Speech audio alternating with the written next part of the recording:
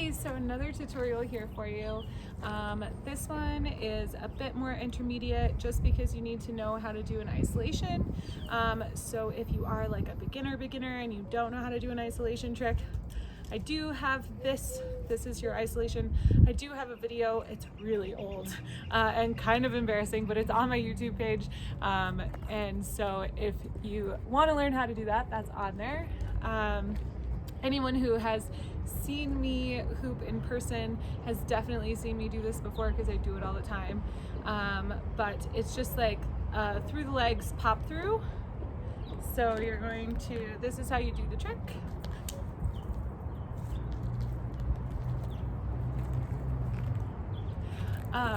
So it's going to be pretty simple. Hop out with your legs wide. Make sure you can't do this if you have like a larger hoop. This is probably at 28, so it's pretty small.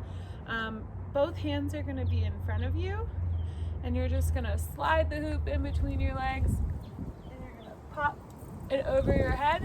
And then once you get here, you're going to take your hand, your dominant hand, and place it in front of you, and then you're going to release the hand below you.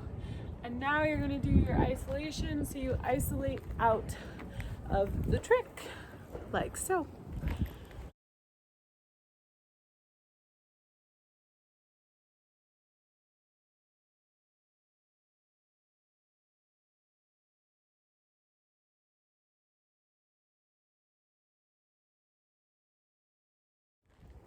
So I'll do that one more time for you. I'll do it this way so you can kind of see which way my hands are going.